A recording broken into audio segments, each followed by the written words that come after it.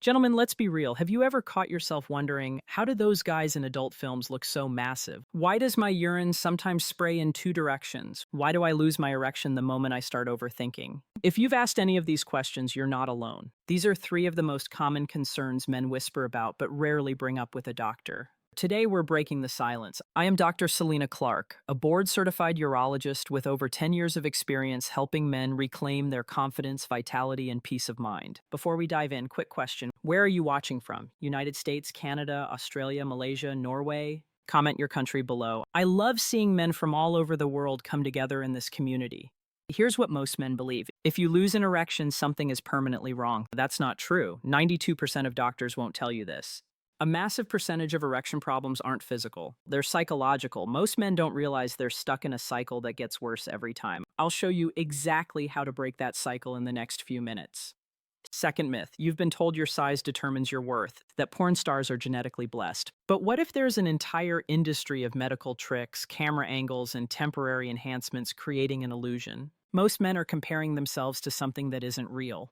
I'll reveal the full truth coming up. Third issue, that split urine stream you've been ignoring. In 78% of cases, it's an early warning your body is sending you about your prostate circulation, even cardiovascular health. Most men miss it until it's too late. Here's what we're covering. 3 critical mistakes silently undermining your confidence, performance, and long-term health. Mistake 1, getting trapped in performance anxiety. Mistake 2, measuring yourself against an impossible standard. Mistake 3, ignoring your body's early warning signals. Now here's where it gets crucial.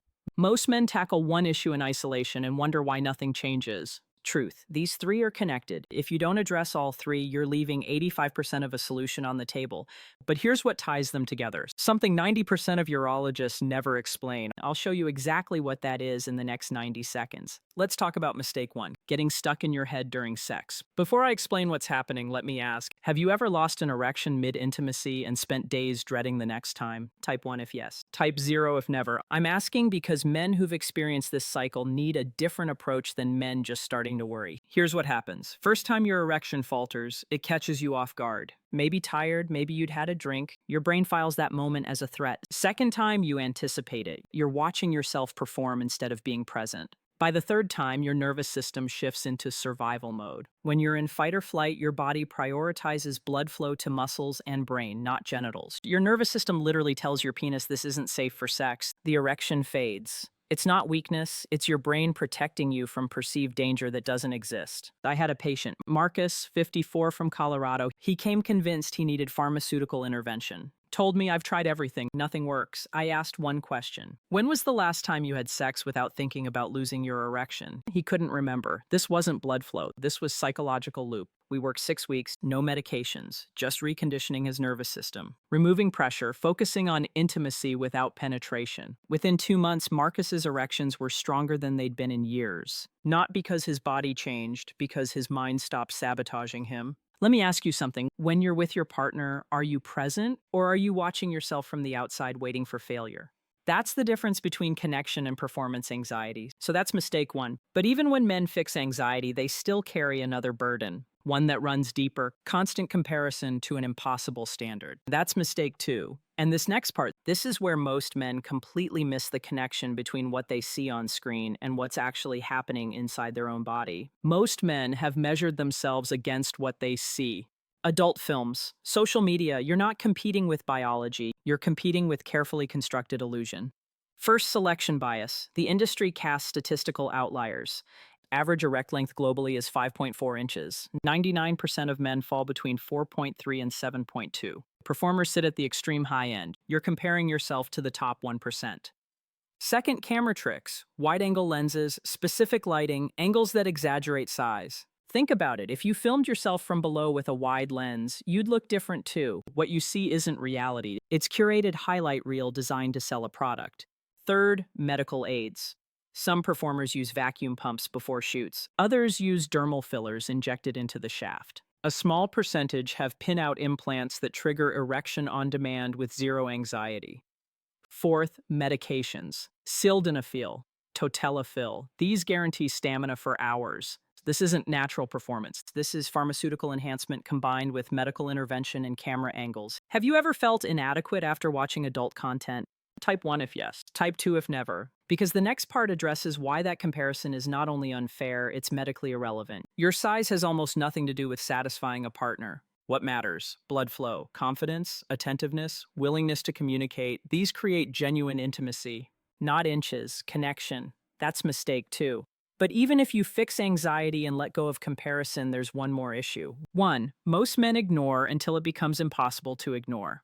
Let's talk about mistake 3, ignoring split urine stream. This seems less dramatic, but your urinary system is one of the most sensitive indicators of overall vascular health. Your urethra is like a hose. If there's dried semen, mucus, or inflammation at the opening, the stream splits. After ejaculation, residual fluid lingers for hours, causing temporary split. That's normal. But if it's happening consistently every day, that's different. Consistent split stream, weak flow, hesitancy, or frequent nighttime urination are signs of benign prostatic hyperplasia. Enlarged prostate, BPH, isn't just urinary, it's often connected to the same vascular changes affecting erections. Same inflammation that enlarges prostate can restrict blood flow to penis. How often do you experience split stream? Type daily if almost every time. Type rarely if occasional. Type never if you've never noticed. Your answer tells me whether you need prostate check-in next 30 days. Here's what ties all three together. Anxiety damages erections. Comparing yourself to porn destroys confidence. Ignoring prostate symptoms delays treatment. But these don't just coexist. They amplify each other. Anxiety makes you hyper-aware of every physical change. Split stream makes you worry, which increases anxiety. Anxiety makes you avoid intimacy, which makes you feel inadequate, which sends you back to impossible standards. So here's the question. Are you ready to stop fighting your own body and start working with it? Here's your action plan. For Psychogenic ED, schedule basic health checkup, rule out cardiovascular or hormonal issues.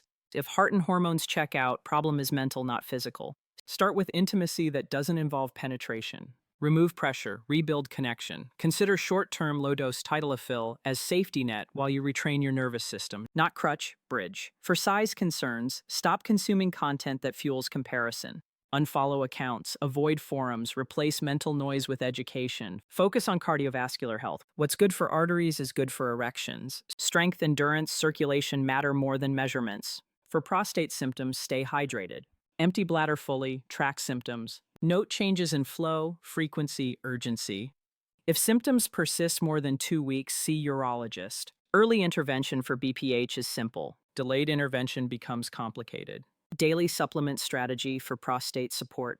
Formula with saw palmetto, pygeum stinging nettle root, green tea extract. These reduce inflammation, improve urinary flow, support long-term prostate health. I've linked trusted option in the description. If you've struggled with erections, worried about size, or ignored urinary changes, you are not broken, not less of a man. These issues are common. They're not weakness. They're signs your body needs attention, care, understanding. Age is not the end of vitality. Small, consistent changes bring back comfort, freedom, confidence. Checking cardiovascular health, breaking cycle of anxiety, supporting prostate. Consistency separates men who reclaim vitality from men who resign themselves to decline. Your body is adaptable. Your mind is resilient. Your masculinity is not measured by inches, streams, or flawless performance. It's measured by willingness to care for yourself and connect authentically. Here's your challenge. Type start in comments if you're committing to one action step in next 7 days. I'll check back in 1 week. I want to hear what you tried. Did you schedule checkups? Stop comparing yourself? Track urinary symptoms? Let's build accountability together. Tell me, what's your biggest challenge with confidence and performance? Anxiety? Comparison? Ignoring warning signs? I read every comment and often create videos based on your questions. Remember, decline is not destiny, it's a reversible signal. You've got this. I'm Dr. Selena Clarke, and I'll see you in the next video.